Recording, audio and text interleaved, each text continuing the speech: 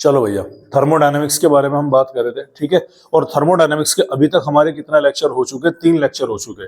2 lecture में हमने क्या देखा? थर्मोडायनेमिक्स की कुछ बेसिक टर्मिनोलॉजी के बारे में समझा, थर्मोडायनेमिक्स क्या था, क्या उसकी लिमिटेशंस थी, क्या उसके एडवांटेज थे, सारी चीजें हम देख चुके थे पहले लेक्चर के अंदर।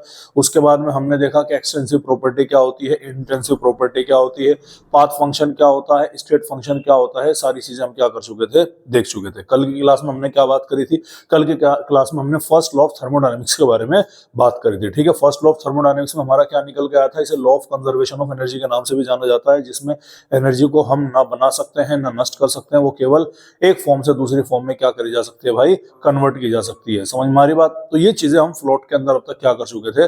पढ़ चुके थे। फर्स्ट लॉ ऑफ थर्मोडायनेमिक्स का जो डेरिवेशन निकल के आया था वो क्या था भाई? हमारा फर्स्ट लॉ ऑफ थर्मोडायनेमिक्स का डेरिवेशन निकल के आया था कि delta E is equal to क्या है? Q plus W. ये आपको क्या रखना है भाई? याद रखना है। समझ में आ रही बात? और W मैंने आपको कैलकुलेट करके दिखाया था, क्या आया था? माइनस का P डेल्टा V। अरे आया था कि नहीं आया था? और P डेल्टा V किसके बराबर था? माइनस का डेल्टा N, और वो भी गैस वाला लेना।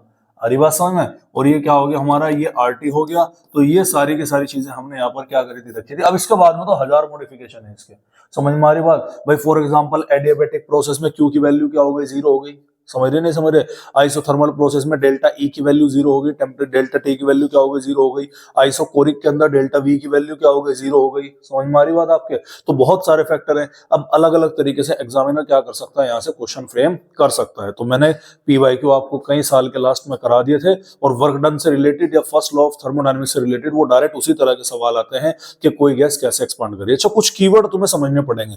कभी कभी आपके क्वेश्चन में डायरेक्ट क्या नहीं देगा, आपको डायरेक्ट क्या नहीं मिलेगा, वो डायरेक्ट आपको वो नहीं देगा कि भैया ये आइसोथर्मल है, आइसोबारिक है, क्या है। कभी कभी फॉर एग्जांपल उसने बोला कि इन एन ओपन कंटेनर, समझ जाना कि प्रेशर क्या है? कांस्टेंट है। नोट्स में लिखवा रखा है मैंने, सेकंड लेक्चर में मैंने ऑलरेडी मेंशन करा दिया था। समझ में आ रही बात? जहां पर मैं आपको प्रोसेसेस पढ़ा रहा था वहां पर ऑलरेडी बता दिया। कहीं पर आपको कांस्टेंट टेंपरेचर नहीं दिया, लेकिन एक कह दिया कि एट 27 डिग्री सेंटीग्रेड या एट 35 डिग्री सेंटीग्रेड या एट 98 डिग्री सेंटीग्रेड। समझ रहे? यानी कि केवल क्या दिया? एक ही टेंपरेचर दे दिया, मतलब वो प्रोसेस क्या हो गया आपका? आइसोथर्मल प्रोसेस हो गया। कहीं पर आ रहा कि प्रोसेस अकर्स स्पॉन्टेनियसली, अपने आप से हो रहा, मतलब एक्सपांशन बोल रहा ना, कि एक्सपांशन क्या हो रहा? खुद से हो रहा, स्पॉन्टेनियसली हो रहा, अपने आप हो रहा। तो यहाँ पर एक्सटर्नल प्रेशर कितना आ गया? 0 आ गया। कहीं पर वैक्यूम का जिक्र कर दिया तो वहां पर भी क्या एक्सटर्नल प्रेशर क्या हो गया? 0 हो गया। तो देखो, थर्मोडायनेमिक्स बहुत ईजी यूनिट है, लेकिन प्रॉब्लम पता है बच्चों को कहाँ होती है? प्रॉब्लम होती है कि इन वर्ड्स को वो डिकोड नहीं कर पाता। समझ में आ रही बात? इन वर्ड्स में समस्या ये उत्पन्न होती है कि बच्चा समझ नहीं पा रहा कि सवाल क्या ना क्या चाह रहा। मैंने बोला ना कि reaction is upon in an open container, ठीक है। अब वो आपसे क्या पूछ लेगा? वो आपसे कुछ भी पूछ सकता है भाई। जब ओपन कंटेनर के अंदर हो रही है तो प्रेशर क्या है? कांस्टेंट है। तो डेल्टा पी की वैल्यू क्या हो गई? चेंज इन प्रेशर क्या हो जाएगा? वो भी आपका 0 निकल के आएगा। अरे समझ में आ रही कि नहीं आ रही बात आपको? तो भाई ये सारी की सारी चीजें हम क्या कर चुके थे? कल देख चुके थे, और इनके ऊपर क्या देख लिया था हमने? न्यूमेरिकल्स भी देखा। कल मैंने आपको पीवी वर्क डन के ऊपर भी करवाया था सवाल। अरे सारे सवाल सब कनेक्टेड है आपस में। समझ में आ रही बात? तो ये तो था हमने जो अब तक हमारा पढ़ा है, ठीक है। फिर इसके बाद में एक कंक्लूजन मैंने और बताया था। मैंने क्या कहा था? एट कांस्टेंट प्रेशर, जब भी आपका प्रेशर क्या होगा भाई? कांस्टेंट होगा, तो जो आपका Q होता है ना, उसको हम क्या बोलते हैं? वो डेल्टा H के बराबर हो जाता है। समझ में आ रही बात? फिर मैंने बताया था आपको कि एट कांस्टेंट वॉल्यूम, जब भी आपका वॉल्यूम क्या होगा? कांस्टेंट होगा, तो जो आपके Q की वैल्यू है वो किसके बराबर हो जाएगी? वो डेल्टा E के बराबर हो जाएगी। तो अब तक जितना मैंने आपको पढ़ाया है न्यूमेरिकल बेस्ड में, अगर आपके ये इतना पोर्शन समझ में आ गया है तो आप बहुत बढ़िया डायरेक्शन में है, कोई दिक्कत नहीं है। हमें बिल्कुल इस पर PhD नहीं करनी, हमें केवल इतना पढ़ना है थर्मोडायनेमिक्स जितना हमको सवाल बनने चाहिए। भैया मैं हूँ कामचोर एक नंबर का। कामचोर का मतलब क्या है? मुझे पसंद है। देखो बायोलॉजी में तो मैं आपको बियॉन्ड द सिलेबस भी बता सकता हूँ कोई चीज है, क्योंकि नॉलेज की इन्फॉर्मेशन की चीज है, बच्चों ने समझ। अब मान लो मैं केमिस्ट्री में तो मैं थर्मोडायनेमिक्स में जूल्स लॉ पढ़ाने लग जाऊँ भाई, क्या बेनिफिट है उसका? कोई बेनिफिट नहीं, हालांकि यहीं से कनेक्टेड है। आ रही बात समझ में? तो मान लो आप फिजिक्स के अंदर पढ़ोगे, फिजिक्स के अंदर आप क्या पढ़ोगे? आप फिजिक्स के अंदर पढ़ोगे एक तरीके से आप निकालोगे, क्या बोल सकते हैं हम यहाँ पर? फिजिक्स के अंदर आप, जब मैं आपको हीट कैपेसिटी वगैरह पढ़ाऊंगा तो वहां पर आप पढ़ोगे mono atomic, di atomic, tri atomic के लिए गामा की वैल्यू। हालांकि गामा की वैल्यू यहाँ पर भी आपके वैलिड है, लेकिन वहां पर डिग्री ऑफ फ्रीडमनेस को कैलकुलेट करवाना पूछ लिया जाता है शायद, जहां तक मेरे जहन में आ रहा। जहां तक मेरे जहन में आ रहा है। यहाँ पर आता है लेकिन उसका कोई रेलेवेंसी नहीं है, क्वेश्चन ही नहीं आया आज तक उसके ऊपर से। अगर क्वेश्चन आया तो हद से हद specific heat capacity, molar heat capacity से क्वेश्चन आया, या heat capacity at constant volume, या heat capacity at constant pressure आया। मोनोएटॉमिक, डायटोमिक, ट्राइएटॉमिक के लिए डायरेक्ट वैल्यू क्या रखी गई, याद रखी गई। समझ रहे नहीं समझ रहे? तो इतना बड़ा रॉकेट साइंस नहीं है कि जी हमें क्या नाम ले रहे हैं, इसमें क्या करनी है। हमें केवल इतना पढ़ना है जिससे हमारा काम बन जाए, खासकर ऐसे चैप्टर्स को जिस चैप्टर से बच्चा घबराता है। समझ में आ रही बात? अभी मेन काम हमारा क्या है, एग्जाम को क्रैक करना है, ठीक है। तो अभी मेन काम क्या हमारा, एग्जाम को क्रैक करना है। तो हमें केवल इतना, और स्कूल में तो इस लेवल को पकड़ते ही नहीं भाई, सही बता रहा हूं मैं। बाहर के स्कूल तो बहुत एडवांस है।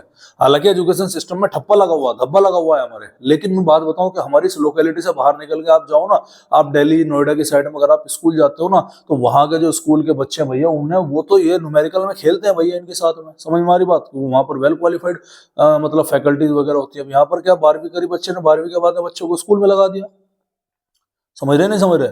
एक टीचर है 20 साल से पढ़ा रहा, लेकिन उसे यही नहीं पता, कहने लगा भाई क्या नाम लेगा लोकल की। रीजन क्या, प्रॉब्लम ये नहीं कि उसे पता था, पता होगा जब वो शुरू में था। लेकिन जब यहाँ सराउंडिंग में आकर देखा कि भैया यहाँ पर इतनी चीज की कोई रेलेवेंस नहीं है। अब मैंने तुम्हारे स्कूल का, पुराने स्कूल का पेपर देखा, थर्मोडायनेमिक्स में बताओ क्या क्वेश्चन पूछ रखा होगा, क्या लगे तुम्हें थर्मोडायनेमिक्स का क्वेश्चन पूछ रखा होगा? थर्मोडायनेमिक्स से पूछ रखा, differentiate between extensive and intensive property, पहला क्वेश्चन है। What is the common difference between state function and path function, दूसरा क्वेश्चन है, ठीक है। State the limitations of thermodynamics, तीन क्वेश्चन है भैया, है। तो फिर ये न्यूमेरिकल कहाँ गए भाई? आते ही नहीं, स्कूल वाले कराते ही नहीं। और तुम अपने स्कूलों के अंदर भी देखना जाकर के, देखा स्कूलों के अंदर अगर तुम भाई धज्जे उड़ा देते हैं, समझ में आ रही बात आपको? तो ये इसमें कोई घबराने की कोई ऐसी बात नहीं है। हाँ, नीट वालों को इसमें सतर्क होने की जरूरत है। नीट वालों को सतर्क होने की क्या जरूरत है? क्योंकि पिछले साल एनटीए की हुई बेइज्जती, भड़ास निकालने के लिए पेपर टिपिकल बना सकता है। समझ में आ रही बात? और ऐसे ट्रिकी भाई, फॉर एग्जाम्पल मैं आपसे बताऊं, आपके बायोलॉजी में कोई चैप्टर है, मैं एक छोटा सा एग्जाम्पल लेता हूँ। बायोलॉजी में एक चैप्टर है आपका ह्यूमन रिप्रोडक्शन वाला, समझ में आ रही बात? ह्यूमन हेल्थ एंड डिजीज वाला, समझ रहे नहीं समझ रहे आपको? इसमें टेक्निकल उसने कुछ लगा दिया तो बच्चा कैच कर लेता है फिर भी कुछ हद तक के। लेकिन कई सारी यूनिट जैसे कि आपके थर्मोडायनेमिक्स, अब फॉर एग्जांपल पी ब्लॉक में से उसने कुछ टेक्निकल ट्रिक ही पूछ लिया, बच्चा उसे भी पकड़ लेता है। हालांकि ऐसा नहीं है कि टेक्निकल में पकड़, लेकिन पकड़ लेता है बच्चा, हाँ भाई ये टेक्निकल चीजें हैं। समझ रहे नहीं समझ रहे? पी ब्लॉक के अंदर से आ गया, कोऑर्डिनेशन केमिस्ट्री से कोई ट्रिकी बात पूछ ली, बच्चा उसे भी कैच कर लेगा। लेकिन थर्मोडायनेमिक्स में जरा सा वर्ड का हेर फेर करते ही खेल खत्म, बच्चा यहीं फंस जाता है। इक्विलिब्रियम में जरा सा हेर फेर करते ही खत्म। केमिकल इक्विलिब्रियम में तो चलो कुछ हद तक के बच्चा कर भी देता है, आयनिक इक्विलिब्रियम में बच्चा शब्दों के जाल में फंस जाता है। समझ रहे नहीं समझ रहे? तो बहुत सारी चीजें हैं, तो आपको घबराने की कोई जरूरत नहीं है। जो स्कूल वाले हैं वो अपना ध्यान दो। क्या लगा, हाँ कोई मसला ऐसा नहीं है, क्योंकि स्कूल वालों को बेचारों को खुद इतने डिटेल में नहीं आता। लेकिन आप देखो, प्रैक्टिस के लिए आपको होना जरूरी है भाई। अभी कम से कम ऐसे अगले साल तो पढ़ोगे, नीट में तो कदोगे, नीट तो देना पड़ेगा बेटा, नीट में तो पढ़ोगे, तब तक के लिए तुम इनसे क्या हो जाएगा, थोड़े से फैमिलियर हो जाओगे, ठीक है। चलिए, तो ये मैंने आपको क्या पढ़ाई थी अब तक की समरी बता दी थी। अरे कोई दिक्कत वाली बात है भाई, कोई दिक्कत वाली बात है? अभी हम बात करते हैं वर्क डन के बारे में। वर्क डन अभी और देखेंगे हम, और वर्क डन हम किसमें देखेंगे? रिवर्सिबल आइसोथर्मल प्रोसेस के अंदर। किसमें देखेंगे भैया? वर्क डन देखेंगे रिवर्सिबल आइसोथर्मल प्रोसेस के ऊपर, क्योंकि इसके ऊपर क्वेश्चंस आए हुए हैं, इसीलिए मैं आपको ये वाला पोर्शन करा रहा हूं। चलिए, तो हेडिंग हमारी क्या है? आज का हमारा टॉपिक है कि वर्क डन ऑन रिवर्सिबल, ठीक है। रिवर्सिबल है, और क्या है साथ ही साथ में? आइसोथर्मल है, और साथ ही साथ में क्या हो गया हमारा? प्रोसेस हो गया। जब भी आपका work done reversible isothermal process आएगा तो यूजुअली कंसीडर कर लेना, तो यहाँ पर जो वर्क डन निकलता है वो वर्क डन मैक्सिमम वाला निकलता है।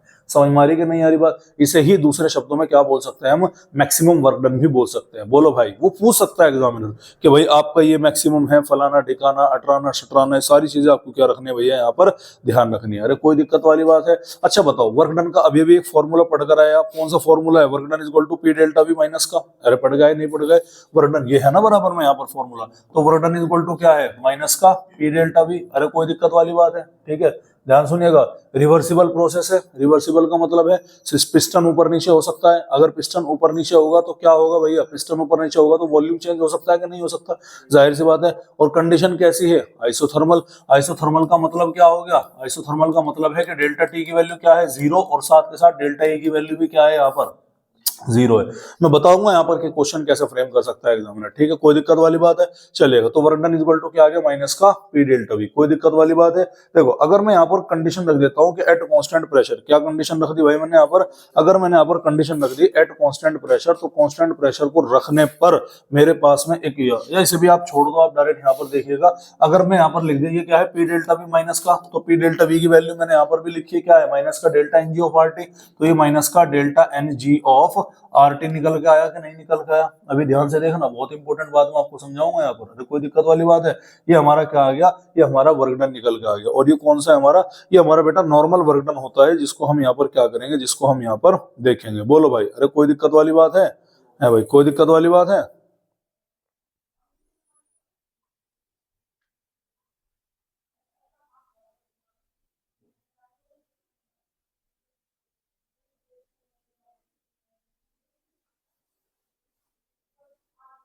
चलेगा, ठीक है। तो ये क्या है हमारा, ये है हमारा वर्क डन इक्वल टू कितना आ गया, delta NG of R T, कोई दिक्कत वाली बात है। ये अभी हम और निकालने लग रहे हैं, ये वो वर्क डन है जो हम अभी पीछे पीछे निकाल गए, अलग से कुछ निकाल। जैसे मैंने यहाँ पर पी डेल्टा वी ले रखा ना, तो आप यहाँ पर वर्क डन भी लिख सकते हैं डायरेक्ट, माइनस का पी डेल्टा वी, कोई दिक्कत वाली बात नहीं है। सारी चीजें क्या है, सब इक्वेट हम यहाँ पर कर सकते हैं। आ रही बात समझ। अब यहाँ पर हम क्या करें, ध्यान से सुनिएगा। रिवर्सिबल का मतलब क्या है, रिवर्सिबल का मतलब है वॉल्यूम चेंज हो रहा कंटेनर का। तो इनिशियल वॉल्यूम कितना था V1, फाइनल कितना पहुंचा भाई V2 का पहुंचा। समझ में आ रही बात। तो ये चीज आपको क्या रखनी है भैया, ये चीज आपको यहाँ पर ध्यान रखनी है। अरे कोई दिक्कत वाली बात है, चलिएगा। अब V1 से V2 इसका क्या हो रहा है, वॉल्यूम चेंज हो रहा है। तो देखिएगा मेरे पास में इक्वेशन क्या है, वर्क डन ये आ गया, अरे आगे का नहीं आ गया। तो इस पूरी इक्वेशन को मैं क्या कर सकता हूँ भैया, इंटीग्रेट कर सकता हूँ। जाहिर सी बात है, पूरी इक्वेशन को क्या करूंगा, इंटीग्रेट करूंगा। जब ये वर्क डन थोड़ा थोड़ा होकर के निकलेगा, तो ये वर्क डन किस में कन्वर्ट हो जाएगा, मैक्सिमम वर्क डन के अंदर कन्वर्ट होगा कि नहीं होगा। और इसकी लिमिट कहां से कहां चेंज हो रही बॉस, इसकी लिमिट चेंज हो रही V1 से लेकर के V2 तक चेंज हो रही। अब ध्यान दीजिएगा, अब इंटीग्रेट आप करोगे V1 से लेकर V2, तो यहाँ पर क्या नहीं है भाई, मौजूद ही नहीं है। अबे दिखाई दे रहा है तुम्हें। तो RT क्या हो गया तुम्हारा, कांस्टेंट आ गया। नंबर ऑफ मोल्स बेसिकली क्या है भाई, वॉल्यूम ही तो चेंज करा तुमने, नंबर ऑफ मोल्स तो चेंज नहीं होने का ना। ध्यान सुनिएगा, तो ये क्या हो गया तुम्हारा, ये डेल्टा एन जो RT आपका आ रहा है, इधर ध्यान से सुनिएगा, डेल्टा एन RT जो है पूरा का पूरा निकल के क्या आ जाएगा, बाहर निकल के आ जाएगा। क्या निकल के आएगा भैया, पूरा का पूरा आपका ये पूरा का पूरा डेल्टा एन जो है आपका, माइनस का डेल्टा एन जो है वो पूरा का पूरा कहाँ निकल के आएगा, आपका बाहर निकल के आएगा। अब इंटीग्रेशन अंदर बचा और V1 से V2, यानी कि क्या चेंज हो रहा। अब यहाँ पे हमारी इक्वेशन मौजूद नहीं है, क्या नहीं है यहाँ पर हमारी समीकरण मौजूद नहीं है, हमारी इक्वेशन मौजूद नहीं है। हम जानते हैं कि work done equal to minus का पी डेल्टा वी है, ठीक है। अगर मैं यहाँ पर कुछ इसे इक्वेट कर दूं, तो शायद यहाँ पर मेरी क्या बन जाए, कुछ बात बन जाए। लेकिन जैसे मैं यहाँ पर नंबर ऑफ मोल्स वगैरह की वैल्यू पुट करता हूँ, तो मेरी सारी की सारी कहानी क्या हो जाती है भैया, यहाँ से ये पूरी की पूरी कहानी यहाँ पर खत्म हो जाती है। चलिए, तो इसको हम दूसरे तरीके से करने की कोशिश करते हैं, और वो दूसरा तरीका है क्या, उसको हम देखते हैं। देखो हम जानते हैं सर पीवी इक्वल टू क्या आता है, एनआरटी होगा कि नहीं होगा। ध्यान दीजिएगा, पीवी इक्वल टू क्या आता है, एनआरटी, और पी इक्वल टू क्या होता है, N by V of RT. अबे आएगा कि नहीं आएगा, अभी ध्यान से देखना, मेरी बहुत इंपॉर्टेंट बात है। तो ये सारी इक्वेशन को मैं ऐसे ना कर करके मैंने क्या कर दिया, लो इसको थोड़ा सा अलग तरीके से करता हूं मैं, ध्यान दीजिएगा, ठीक है। तो अगर मैं इसको पूरे के पूरे को क्या कर देता हूं भाई, इंटीग्रेट कर देता हूं, तो इंटीग्रेट करने पे क्या आ जाएगा, W is equal to minus का प्रेशर तो बाहर निकल जाएगा, ये डेल्टा V होगा भाई, वॉल्यूम चेंज हो रहा, वॉल्यूम कहां से कहां चेंज हो रहा, V1 से लेकर के V2 तक चेंज हो रहा, अरे हो रहा। अच्छा P की वैल्यू क्या आ रही है यहाँ पर, N by V R T, क्या मैं इस वैल्यू को यहाँ पर पुट कर सकता हूँ, तो ये इंटीग्रेट करने पर वर्क डन क्या हो जाएगा, मैक्सिमम वर्क डन हो जाएगा। तो माइनस का N बाई, देखो ध्यान सुनिएगा, N by V R T होगा कि नहीं होगा। अब जो V डिवाइड में भाई वॉल्यूम तो चेंज हो रहा ना, तो उसे इंटीग्रेशन से बाहर नहीं रख सकते, वो कहां पहुंचेगा, डेल्टा V बाई वी के अंदर पहुंचेगा, हाँ या ना। क्या वैल्यू कहां से कहां चेंज होगी, V1 से V2 की तरफ को चेंज होगी। कुछ कुछ जाना पहचाना लगा, इलेक्ट्रोकेमिस्ट्री में बताया था कि जब भी ln ऑफ x बाई वो सॉरी जब भी dx बाई x आएगा, क्या आता है भैया, जब भी आपका dx बाई x आता है, इसकी वैल्यू क्या आएगी, ln ऑफ x निकल के आएगी। तो सेम कहानी कहां पर आएगी, यहां पर आएगी। तो माइनस का nRT इज इक्वल टू ये क्या बनेगा हमारा ln ऑफ v, और एक बार v कहां से कहां चेंज हो रहा, V1 से V2 की तरफ चेंज हो रहा, अरे हो रहा नहीं हो रहा। तो ln of V2 minus ln of V1 रखेंगे, तो ओवरऑल यहाँ पर जो मैक्सिमम हरा वर्क डन निकल के आएगा वो क्या होगा, माइनस का nRT, क्या है भैया, माइनस का nRT, और ln ऑफ क्या बनेगा भाई, ये V2 बाई V1, ये हमारा क्या बनेगा भाई, ये हमारा मैक्सिमम वर्क डन बनेगा। अब ये आपके किसी काम का नहीं है, समझ में आ रही बात, ये आपके क्या नहीं है भाई, किसी काम का नहीं है। तो काम का क्या है, काम का सर हमारे निकल कर आया कि work done is equal to क्या आया, माइनस का nRT, 1RT में क्या है ln ऑफ V2 बाई क्या हो गया हमारा V1 आ गया। लेकिन सर हम तो एलन नेचुरल लॉ को तो जानते नहीं, हम जानते हैं कि एलन की वैल्यू किसके बराबर होगी 2.303 लॉग बेस 10 के बराबर होगी। तो वैल्यू में जैसे पुट करता हूं तो मैक्सिमम वर्क डन या वर्क डन मेरा यहाँ पर क्या निकल के आएगा माइनस का 2.303 nRT log V2 by V1, ये मेरी वैल्यू यहाँ पर क्या होगी भाई निकल करके आएगी। ये इंपॉर्टेंट डेरिवेशन है जहां से क्या आता है भाई क्वेश्चन आता है। समझ में आ रही बात। हम ये भी जानते हैं, हम ये भी क्या जानते हैं sir PV is equal to nRT होगा कि नहीं होगा, और P इज इक्वल टू क्या होगा N बाई V RT। अगर यहाँ पर मोल्स कांस्टेंट, ये तो कांस्टेंट है, टेम्परेचर भी कांस्टेंट रख दे तो आइसोथर्मल में टेम्परेचर कांस्टेंट है ना, तो एट आइसोथर्मल पे प्रेशर इनवर्सली प्रोपोर्शनल होता है वॉल्यूम के, हाँ या ना, ठीक है क्लियर है। तो अगर यहाँ पर हम प्रेशर इनवर्सली प्रोपोर्शनल वॉल्यूम के रखते हैं तो W मैक्स का मेरे पास में एक और फॉर्मूला बन सकता है, वो क्या है माइनस का 2.303 nRT लॉग, यहाँ पर V2 है तो क्या रख दिया मैंने P1, रेसिप्रोकल है ना, अगर ये 1 होगा तो ये क्या होगा 2 होगा, 2 होगा तो ये क्या लिया जाएगा 1 लिया जाएगा। तो ये क्या V2 की जगह क्या लिखेंगे P1 अपॉन क्या बन गया भाई मेरा P2 बन गया, एक वर्क मैक्स मेरा क्या बन गया ये बन गया। समझ में आ रही बात। कौन सी कंडीशन में है ये आइसोथर्मल की कंडीशन में। अभी देखो क्वेश्चन एग्जामिनर कैसे और फ्रेम कर सकता है। सर हम जानते हैं, क्या जानते हैं, सिंस हम जानते हैं delta E is equal to Q plus W, हाँ या ना, वे जानते हैं नहीं जानते हैं। और प्रोसेस कैसा है isothermal, at isothermal, isothermal process के लिए क्या होगा भैया, आइसोथर्मल प्रोसेस के लिए डेल्टा T की वैल्यू क्या होगी 0, डेल्टा E की वैल्यू क्या होगी 0, है ना। तो Q की वैल्यू किसके बराबर आ जाएगी निकल के माइनस का W, अरे होगी। तो इसी आइसोथर्मल प्रोसेस के लिए अगर मैं Q की वैल्यू निकाल लूं तो यहाँ पर माइनस का W की जगह क्या लिखा जाएगा माइनस का W मैक्स, है ना, होगा। अच्छा माइनस का W मैक्स की वैल्यू क्या है minus 2.303 nRT log P1 upon P2, या V2 बाई V1 ले लो, V2 बाई V1 ले लिया, ये माइनस माइनस इससे मल्टीप्लाई करेंगे तो Q की वैल्यू कितनी निकल कर आ जाएगी 2.303 nRT log V2 by V1। बोलो भाई समझ में आ रही है कि नहीं आ रही बात। यानी कि अब तो कुछ भी कर लो तुम, अब आप आइसोथर्मल में पढ़ लो, आइसोकोरिक में पढ़ लो, आइसोबारिक में पढ़ लो, कुछ भी कर लो, लेकिन आपको क्या नहीं भूलना है, ये वाला मेन फॉर्मूला आपको बिल्कुल भी नहीं भूलना। इससे पहले के चाहे तो आप सारे के सारे प्रोसेस यहाँ पर क्या कर जाओ भाई भूल जाओ, उससे हमारा कोई लेना देना नहीं है, ना उनका डेरिवेशन आपके सिलेबस के अंदर है ना तुम्हारे वाले के अंदर है, कोई नहीं पूछने वाला, ठीक है। हाँ यहाँ से क्वेश्चन आपका बन सकता है। देखो मैंने क्या बोला, रिवर्सिबल आइसोथर्मल प्रोसेस है, एक तो ये आ गया, या फिर उसकी जगह पर क्या पूछा जा सकता है मैक्सिमम वर्क डन आपसे यहाँ पर पूछा जा सकता है। तो ये चीज आपको क्या रखनी है भाई, ये चीज आपको यहाँ पर ध्यान रखनी है, ठीक है क्लियर है भाई। अरे बोलो कोई दिक्कत कोई परेशानी वाली बात है भाई, अबे कोई दिक्कत कोई परेशानी वाली बात है। तो मैंने यहाँ पर क्या निकाल दी, मैंने यहाँ पर Q की वैल्यू बेटा यहाँ पर आपको निकाल दी, कोई दिक्कत है चलिएगा। सर अगर आइसोथर्मल रिवर्सिबल ना दे करके आइसोथर्मल इरिवर्सिबल दे रखा हो तो फिर डायरेक्ट वही निकलेगा कि work done is equal to minus का P external dot delta V। समझ में आ रही बात। तब आपका डायरेक्ट वही वैल्यू निकलेगी, तब आपको कोई मोटिव, ये केवल कब है जब आपका प्रोसेस रिवर्सिबल हो और क्या हो भाई आइसोथर्मल हो। लेकिन अगर रिवर्सिबल आइसोथर्मल नहीं है तो आपका यही फॉर्मूला वैलिड होगा, work done is equal to minus का P डेल्टा V। आपको क्या रखना है भैया याद रखना है। अरे कोई दिक्कत वाली बात है। तो वर्क डन मैंने यहाँ पर देख लिया। उसके अलावा वर्क डन हम कहाँ देख सकते हैं, वर्क डन देख सकते हैं आइसोकोरिक प्रोसेस के अंदर। कहां देख सकते हैं भैया आइसोकोरिक, तो मैं बता सकता हूं आपको क्या है वर्क डन किसके अंदर, work done in isochoric process, work done in isochoric process. Isochoric process में क्या कांस्टेंट होता है भाई, वॉल्यूम कांस्टेंट होता है, तो मतलब डेल्टा V की वैल्यू क्या है 0 है। अब ध्यान लगाइएगा sir work done is equal to क्या है माइनस का P डेल्टा V, होगा नहीं होगा। अगर डेल्टा V की वैल्यू 0 है तो वर्क डन V कितना आ गया 0 आ गया, याद रखिएगा। समझ में आ रही बात। इसके अलावा एक और आता है हमारा, किसके अंदर आता है कि वर्क डन इन हमारा किसके अंदर आ गया, हमारा ये आ गया बेटा हमारा आइसोबारिक। आइसोबारिक मान लो ये work done in vacuum, vacuum के अंदर कल बताया था ना मैंने आपको, वैक्यूम के अंदर। और वैक्यूम की जगह पर क्या लिखा हो सकता है, फ्री एक्सपांशन भी आपका क्या होगा लिखा हुआ हो सकता है। जब भी आपका कंडीशन वैक्यूम हो, फ्री एक्सपांशन हो, तो एक्सटर्नल प्रेशर की वैल्यू कितनी होगी भाई 0 होगी। अब वैक्यूम का मतलब कोई एटमॉस्फेयर नहीं है, कोई गैस नहीं है, कोई गैस नहीं है, तो एक्सटर्नल कोई एटमॉस्फेरिक प्रेशर वहां पर मौजूद नहीं होगा। अगर यहाँ पर P की वैल्यू क्या होगी 0 होगी, तो यहाँ का वर्क डन भी क्या हो जाएगा भाई 0 हो जाएगा। तो ये वर्क डन के ऊपर ना बेटा बहुत ज्यादा क्वेश्चन पूछे जाते हैं, इसीलिए आपको क्या रखना है, इसीलिए आपको ये अपना वर्क डन यहाँ पर याद रखना है, ध्यान रखना है। बोलो भाई यहाँ तक की कहानी समझ में आई क्या। तो ये क्या था हमारा, ये था बेटा हमारा वर्क डन के बारे में, जिसको हमने यहाँ पर क्या कर लिया कंप्लीट कर लिया। कोई दिक्कत कोई परेशानी वाली बात है, अरे कोई दिक्कत कोई परेशानी वाली बात है। कल ही इसके देखो न्यूमेरिकल तो वही है, ये तो मैंने एडिशनल बताया।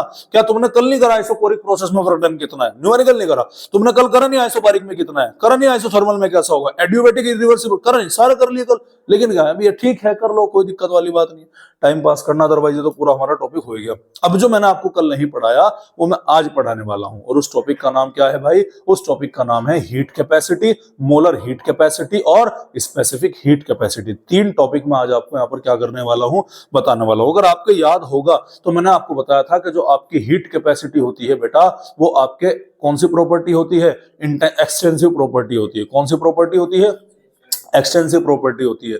जबकि जो आपकी मोलर हीट कैपेसिटी है और स्पेसिफिक हीट कैपेसिटी है वो आपकी इंटेंसिव प्रॉपर्टी होती है। एक्सटेंसिव और इंटेंसिव प्रॉपर्टी का समझ लीजिएगा क्या है। इंटेंसिव प्रॉपर्टी वो होती है जो इंडिपेंडेंट होती है मैटर की क्वांटिटी से, समझ में आ रही बात। और एक्सटेंसिव प्रॉपर्टी वो होती है जो मैटर की क्वांटिटी पर डिपेंड करेगी। फॉर एग्जाम्पल, इस कमरे का टेम्परेचर कुछ भी है, आ रही बात समझ में। अगर मैं इस कमरे के बीचों बीच एक दीवार खड़ी कर दूं तो क्या इस कमरे का टेम्परेचर आधा हो जाएगा क्या? आंसर है नहीं। टेम्परेचर क्या रहने वाला है, कांस्टेंट रहने वाला है। इस कमरे के अंदर एटमॉस्फेरिक प्रेशर है, ऑक्सीजन है, एयर मौजूद है। अगर मैं यहाँ पर बीचों बीच लगा दूं तो क्या उस एटमॉस्फेरिक प्रेशर उधर आधे कमरे में अलग, इस कमरे में अलग हो जाएगा क्या? नहीं है। क्या तुमने कभी अपने घर में ऐसे देखा कि ग्राउंड फ्लोर पे तुम्हें अलग तरह की सांस आ रही है, फर्स्ट फ्लोर पे अलग तरह की सांस आ रही, कमरे के अंदर अलग तरह से सांस आ रही, बैठक के अंदर अलग तरह से? ऐसा तो नहीं होता। तो प्रेशर क्या है आपका, ये आपका इंटेंसिव हो गया, जो इंडिपेंडेंट करती है from the quantity of matter से। समझ में आ रही बात। स्कूल जाओगे कोई सा तुम्हारे में से? हाँ भाई, आज नहीं जाने का, कोई बात नहीं। कितनी देर की होगी भाई? कोई दिक्कत नहीं, ठीक है।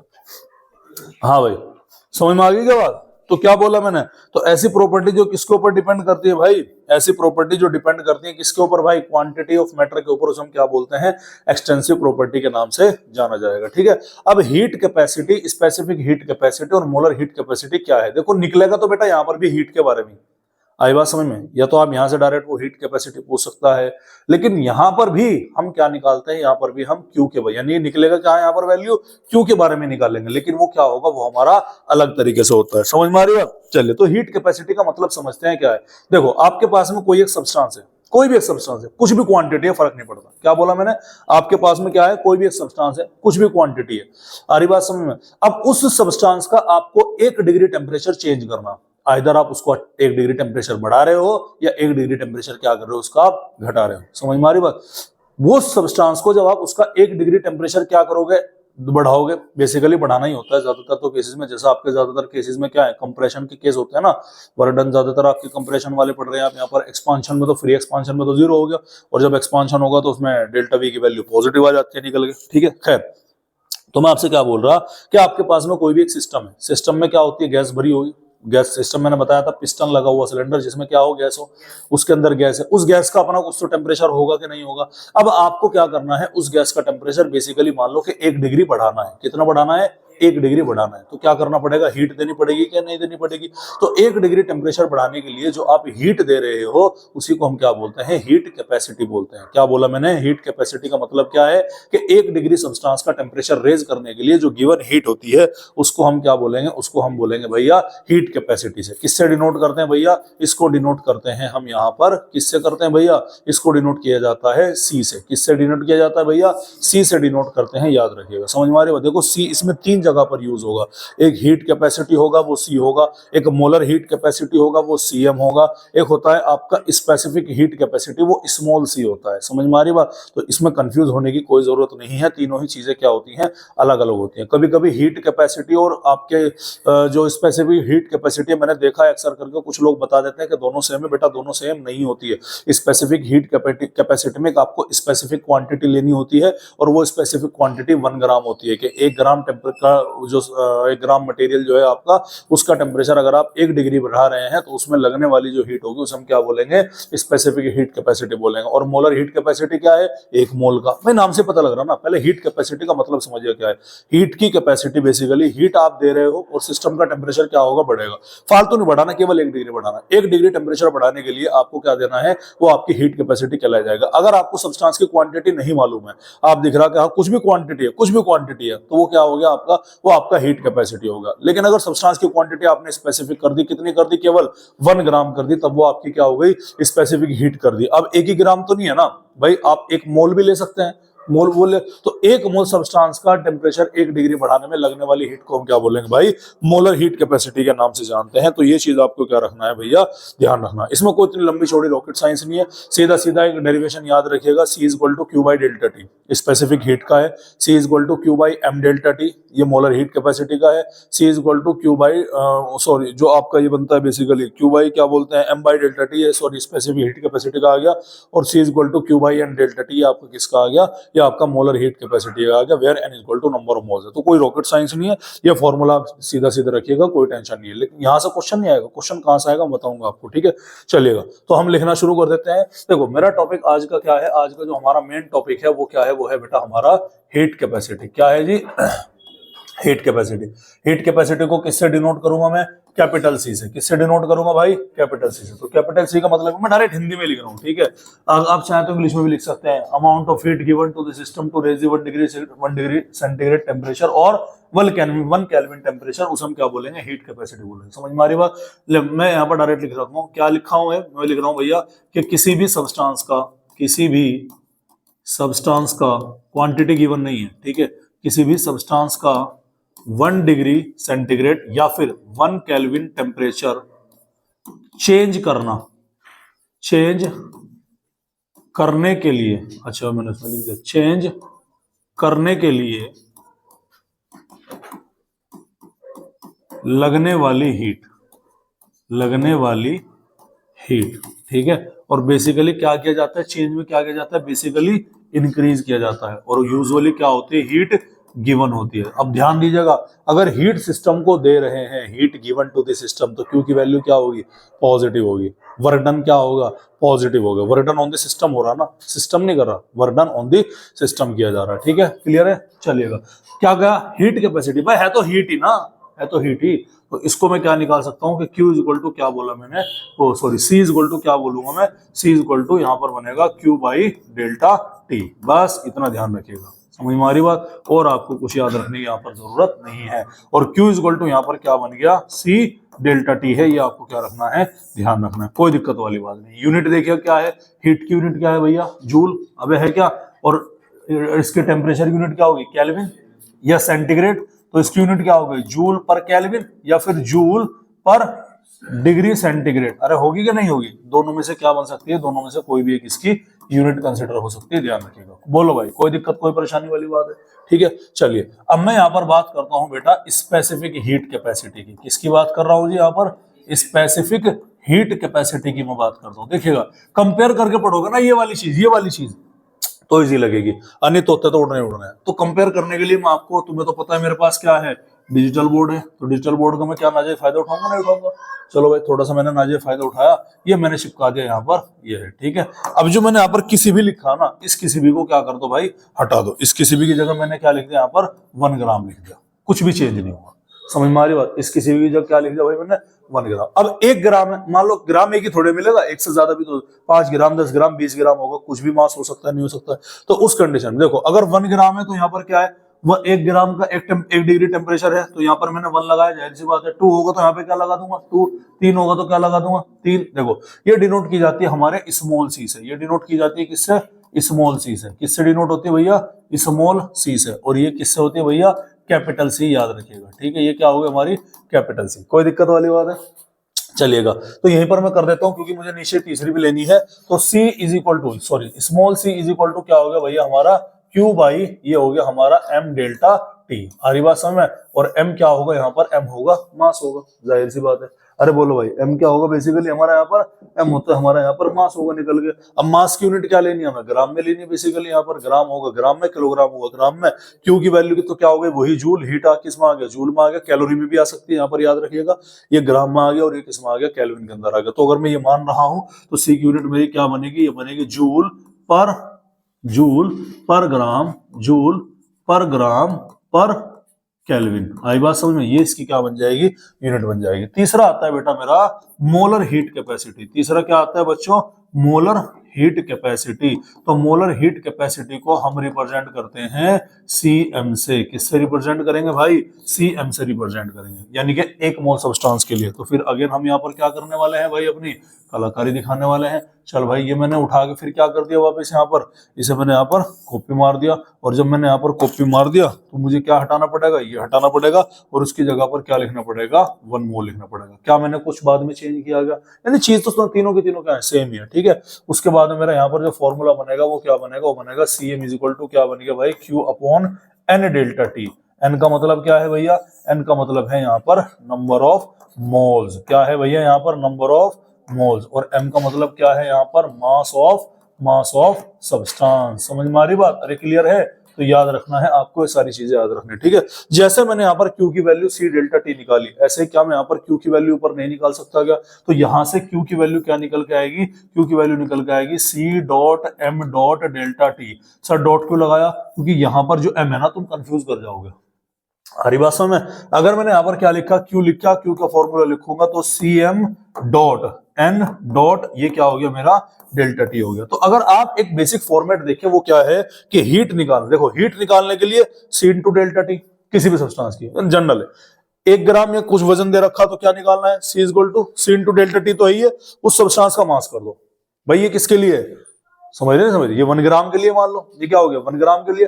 1 ग्राम के अलावा कुछ भी क्वांटिटी दे रखी है, आप क्या रख दो? वो वहां पर मेजर कर दो। और अगर आपको नंबर ऑफ मोल्स दे रखे, सर कितने नंबर ऑफ मोल्स है, ये उससे कह लो। वो सिंपल है ना, फॉर्मूला तो यही है, Q equal to C delta T। अब ये उसकी क्या हो गई?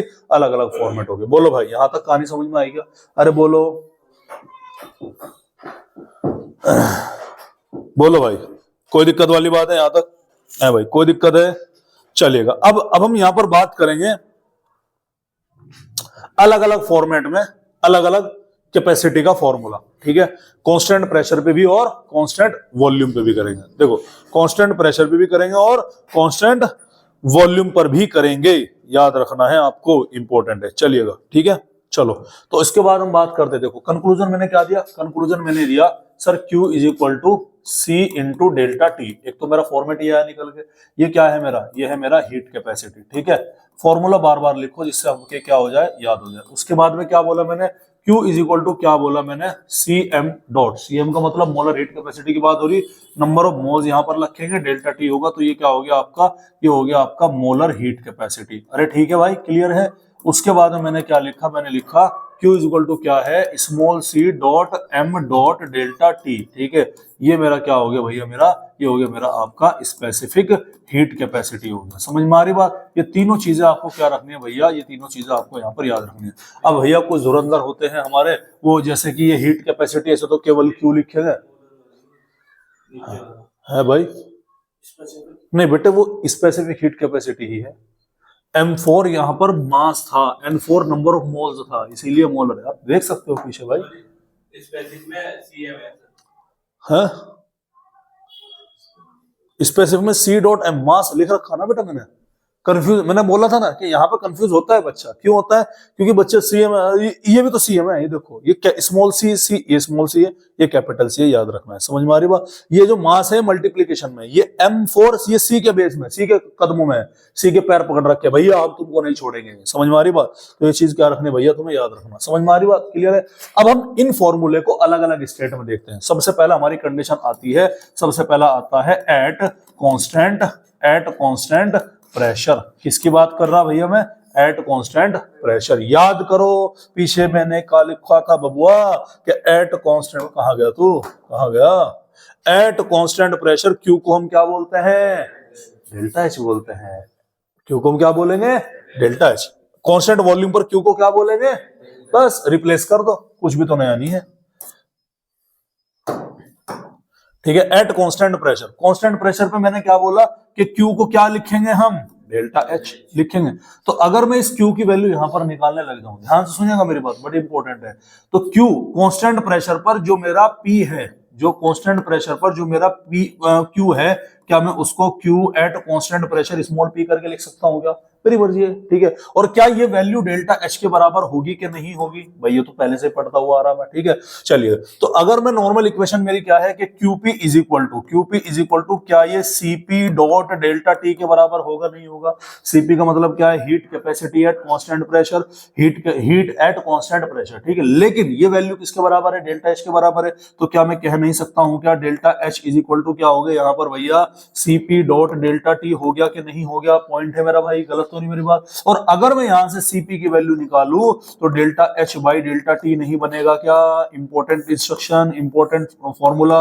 यानी कि अगर मुझे heat capacity at constant pressure निकालना है तो उसका फॉर्मूला क्या है, delta H by delta T. अब तुम्हारी मर्जी है, तुम चाहे इसे याद रखो, ये याद रख लो मेन, बाकी तुम्हारे पीछे जहन में याद होने चाहिए, तो तुम ऑन द स्पॉट 3 से 4 सेकंड में निकालना तुम्हारे पे आना चाहिए, ये तुम्हारी चॉइस है, ठीक है। नीट वाले बच्चे ऐसे ही करें, कहां तक के याद करोगे चीजें, ठीक है। चलो भैया, तो ये समझ में आया, ये कहां कब निकली, eight constant pressure. Eight constant pressure पे ये क्या निकला हमने, ये निकला हमारा हीट कैपेसिटी। क्या निकला भैया हमारा एट कांस्टेंट प्रेशर पर, हीट कैपेसिटी, ठीक है, क्लियर है। चलो, अब हमारा दूसरा क्या है, कांस्टेंट प्रेशर पर। भाई ये तो हमारा बेसिक इतना तो कॉमन है ना सभी में, तीनों फॉर्मूले में, अरे है क्या नहीं है, चलिएगा। अब हम क्या निकालते हैं, हीट कैपेसिटी की जगह मोलर हीट कैपेसिटी निकालते हैं। तो वही सेम कहानी है, मोलर हीट कैपेसिटी का फॉर्मूला क्या है sir, Q is equal to CM molar heat capacity dot M N, मतलब नंबर ऑफ मोल्स आ गया आपका, ठीक है। ये क्या हो गया हमारा N, और ये क्या हो गया भैया हमारा डेल्टा टी हो गया। ध्यान से सुनना मेरी बात, ध्यान सुनना। अब मैंने कांस्टेंट प्रेशर करा, तो कांस्टेंट प्रेशर पर क्या मैं Q को Q एट P नहीं लिख सकता क्या, QP बोलो भाई, अभी लिख सकता हूं क्या, हाँ भाई लिख सकता हूं, नहीं लिख सकता, is equal to molar heat capacity at constant pressure में CM इंटू पी नहीं कर सकता क्या, हरी बात समझ। नंबर ऑफ मोल्स तो नंबर ऑफ मोल्स रहेंगे, डेल्टा टी क्या रहेगा, डेल्टा टी रहेगा। तो अगर मैं यहां से CMP यानी molar heat capacity at constant pressure अगर यहां से निकालना चाहूं, ये वैल्यू डेल्टा E के बराबर, सॉरी ये वैल्यू किसके बराबर आएगी, डेल्टा H के बराबर आएगी। तो ये डेल्टा H कौन से वाला आएगा, डेल्टा H एट कौन से वाला आएगा, ये आपका छोटो से तो ये डेल्टा H कौन सा है, हीट कैपेसिटी वाला है, ये मोलर हीट कैपेसिटी वाला है। तो CM ऑफ P अगर मैं यहां से निकालूं तो क्या निकलेगा, ये निकलेगा delta H upon N dot delta T। कहाँ है ना, देखो भाई क्लियर है। फर्क क्या आया, फर्क ये आया कि अगर खाली हीट कैपेसिटी है तो delta H upon delta T है, मोलर हीट कैपेसिटी है delta H upon delta T में नंबर ऑफ मोल्स ऐड कर दो, और अब तो तुम्हारी समझ में आ भी गया होगा। अब तो डायरेक्ट कर दो, तीसरा डायरेक्ट कर दो कि अगर मेरा ये क्या है, मेरा ये है मेरा मोलर हीट कैपेसिटी, क्या है भैया, मोलर हीट कैपेसिटी है। और अगर बेटा मैं डायरेक्ट यहां से क्या निकालने लगूं, अगर मैं डायरेक्ट यहां से क्या निकालूं, स्पेसिफिक हीट कैपेसिटी अगर यहां पर निकालने लगूं तो स्पेसिफिक हीट कैपेसिटी कैसे निकलेगी, eight constant pressure small c और p, स्मॉल c और p, समझ में आ रही बात। तो ये किसके बराबर होगी sir, delta H upon delta T। तो फिक्स चल रहा है कि नहीं चल रहा, बस मल्टीप्लाई में क्या करना पड़ेगा, हमें मास को मल्टीप्लाई करना पड़ेगा। ये हमारी क्या आ गई, स्पेसिफिक हीट कैपेसिटी आ गई। समझ में आ रही कि नहीं आ रही बात आपको, यानी फॉर्मूले सब सिमिलर ही है, बस अजीब लग रहे, अजीब क्यों लग रहे, क्योंकि पहली बार देख रहे, क्वेश्चन हमने इनके ऊपर करे नहीं, इसलिए हमें क्या लग रहे, अजीब लग रहे। तो ये केस कब है, अगर आपका प्रेशर क्या है, कांस्टेंट है। सेकंड केस की मैं बात करूं, सेकंड केस की बात क्या करना मैं, एट कांस्टेंट वॉल्यूम, एट क्या बोला भाई मैंने, eight constant volume. Constant volume पर याद करो, कांस्टेंट वॉल्यूम पर जो आपका Q होगा वो किसके अंदर कन्वर्ट हो जाएगा, डेल्टा E के अंदर कन्वर्ट हो जाएगा, हाँ है ना। तो जहां जहां तुमने Q लिखा है वहां वहां क्या लिख दोगे, डेल्टा E, और जहां जहां तुमने डेल्टा H लिखा है वहां वहां क्या लिख दोगे, डेल्टा E। तो डायरेक्ट कर दो भैया इसको मैं, तो एट कांस्टेंट वॉल्यूम तो CP इज इक्वल टू किसके बराबर आएगा, delta E upon delta T के बराबर आएगा कि नहीं आएगा, कॉमन सेंस लगाओ। CP इज इक्वल टू ये CM molar heat capacity eight कौन सी, P नहीं आएगा, ये V आएगा, सॉरी ये क्या आएगा भैया, ये आएगा आपका C और V, ठीक है। ये क्या होगा आपका C और V, और ये Q एट कांस्टेंट वॉल्यूम, तो QV रिप्रेजेंट करेंगे, समझ में आ रही बात। तो ये क्या हो गया आपका, ये आ गया आपका दूसरा क्या हो गया, CM एट कांस्टेंट वॉल्यूम, यानी molar heat capacity at constant volume is equal to क्या बनेगा, delta E by delta T। तो एज इट इज है, इनटू में क्या करना पड़ेगा, नंबर ऑफ मोल्स को लगाना पड़ेगा, अरे हाँ है ना। और अगर मैं बात कर सकता हूँ स्पेसिफिक हीट कैपेसिटी यानी कि small c eight constant volume, ये क्या बन गया मेरा, डेल्टा E अपॉन क्या है आपका, डेल्टा T, और इनटू में क्या लगाना है भैया, आपको गिवन मास लगाना है। तो ये आपका अलग अलग फॉर्मेट में क्या निकल गए भैया, अलग अलग फॉर्मेट में ये आपके हीट कैपेसिटी को निकालने का तरीका हो गया, समझ में आ रही बात। अब एग्जामिनर बड़ा चतुर है भैया, वो कुछ भी कर सकता है, वो तुमसे डेल्टा H की वैल्यू दे सकता है, डेल्टा E की वैल्यू पूछ ले निकाल के क्या है क्या नहीं है। अब इसको अलग अलग केस में आइसोथर्मल प्रोसेस बोल दिया, क्या बोल दिया, आइसोथर्मल। अब ये तो कांस्टेंट प्रेशर है, कांस्टेंट वॉल्यूम है सर, अगर टेम्परेचर ही कांस्टेंट कर दिया तो भैया ये हीट कैपेसिटी रहेगा ही नहीं। क्यों नहीं रहेगा, क्योंकि याद करो हीट कैपेसिटी में क्या करते हैं, टेम्परेचर बढ़ाया गया है, तो आइसोथर्मल पे तो हीट कैपेसिटी होगी नहीं। अगर आइसोथर्मल एग्जामिनर ने बोल दिया और हीट कैपेसिटी का जिक्र है तो आइसोथर्मल में डेल्टा टी की वैल्यू 0 है। अब तक जितना भी डेरिवेशन तुमने पढ़ा है delta T delta T delta T, सारा का सारा थिएटर के भाई साहब कुछ टूट जाएगी। गरीब आदमी देख लो यार, तुम किस तरह झूल रहे। हाँ पहले टूट रही तो झूल लो मत इस पे। हाँ भाई समझ में आ रही बात आपको। तो ये क्या था हमारा, ये था हमारा हीट कैपेसिटी को लेकर के चीजें। कोई दिक्कत वाली बात है, देखो तुम्हें अजीब लग सकती है चीजें लेकिन लगनी नहीं चाहिए, लगेगी कोई दिक्कत नहीं, आप उसे समझो पढ़ो। अगर आप घर पे जाके नहीं देखोगे तो अजीब लगनी बिल्कुल तय है, इस बात की मैं क्या देता हूँ भैया, गारंटी देता हूँ। बोलो भाई यहां तक कहानी समझ में आएगा। अब इसके ऊपर हमारे कुछ न्यूमेरिकल्स भी हैं, इसके ऊपर क्या है, हमारे कुछ न्यूमेरिकल्स भी हैं, और उन न्यूमेरिकल्स को हम क्या करेंगे बबुआ, उन न्यूमेरिकल्स को हम देखेंगे अपनी अगली क्लास में, जो कि हमारी चल सकती है कब, शाम के टाइम पे चल सकती है, ध्यान दीजिएगा। समझ में आ रही बात। तो अगली क्लास थर्मोडायनेमिक्स की मैं आपकी इवनिंग में ले सकता हूं। कितनी देर की हो गई, 30 मिनट की हो गई, 40 हो गई बस भाई, 45 में भी 1 मिनट रहेगी। अच्छा ठीक है भाई, कोई दिक्कत नहीं। तो अगली क्लास आपकी क्या हो सकती है, इवनिंग में भी हो सकती है, और इंपॉर्टेंट क्लास है, ध्यान रखिएगा। साथ के साथ जिसने अभी तक पीछे के लेक्चर नहीं देखे, 3 लेक्चर आ चुके हैं भैया, तीनों के तीनों लेक्चर देख लीजिएगा। समझ में आ रही बात। और इसी के साथ बेटा हमारे आज के मुख्य समाचार समाप्त हुए। नमस्कार।